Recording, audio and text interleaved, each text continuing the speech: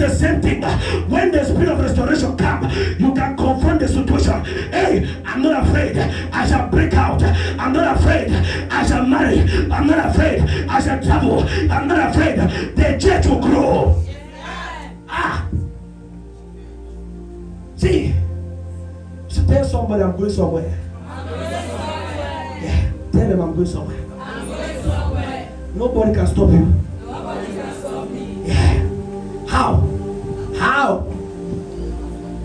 When you have made up your mind, you know, people have that your song that say, have you made up your mind? You know, there are songs that you sing without revelation. When you have made up your mind, sleep, he said, go to bed. You say, I can't sleep. My destiny, there's an urgent call. There's an urgent call. I saw some of you, we had a 10 prayer. Some of you were dusting, but we were praying. When we prayed 1 hour, do you know why I gave Thanksgiving for over 30 minutes? It was to stir your engine. Some of you, you have big engine. 20 minutes you cannot begin your engine. So I said, God told me, say 30 minutes. After 30 minutes, prayer starts. As we prayed, things were open. Some of you, your engines, your capacities are about to be elevated because you have been in the same spot for so long. God cannot restore you with the same capacity. That's what the Bible says. When you read the Bible in Job 42 verse 10, the Bible says, when Job prayed for his friend, God restored him. I pray for you. May God restore you. I pray for you. May God restore you. In the name of Jesus. Don't bother. I'll share with you three classes of restoration. There are many, but I'll give you three. The first class of restoration is called spiritual restoration. You can see that in Psalm 51. Create in me, O God, a clean heart. David had fallen short of the grace and the glory of God. There are some of you, God wants to restore you spiritually. Since you did bad fashion, since you kiss, since you hug somebody, power left you. They are coming, they are pressing your dream. They are pressing, they are dealing with you. So spiritual restoration has to do with the virtues of the spirit that has been manipulated to work in the interest of the devil. That's spiritual restoration. It will restore you. Let us say something. Somebody read Psalm 51 from verse 9 to 12. We are dealing with spiritual restoration.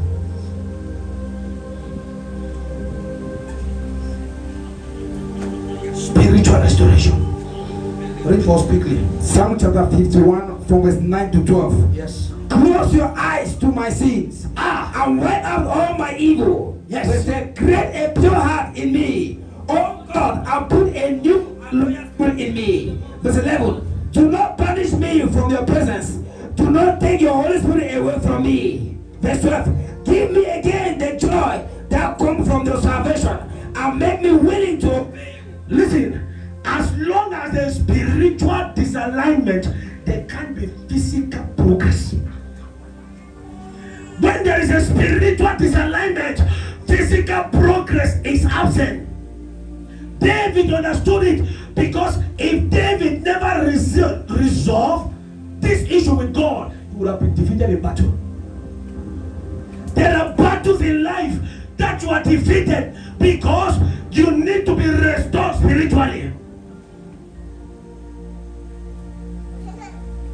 How spiritually sound are you? No, you leave them. Don't bother. Don't bother. I'll bring them. They'll come and preach. I told you people that. And I'm not telling you. I said that guy is hungry. Yeah, hungry. He's very wounded. I said before I finish this service, you will hear. So everyone needs to be restored spiritually for them to have an effective engagement daily. How things happen to you by day, it is based on your spiritual connection or disalignment. There are people, why don't you ask yourself, what is fighting you cannot fight somebody that you really have physical strength than. Haven't you noticed? There are things that are fighting you, you know, there is somebody, let's say your brother or siblings, you say, this person that is nothing to nothing, but in that area is succeeding. So, spiritual restoration is so vital for physical engagement and success in life. I told you people, there are people that you go, people that are not meant to reject you, they are rejecting you because you have disaligned yourself spiritually. What is that thing that you have done? Are you a thief? I'm going to pray with you. I'll call you to outside. Are you a thief? Are you a liar? Are you a fornicator? A gossiper? Kungosa? Gossip can disalign your spiritual connection.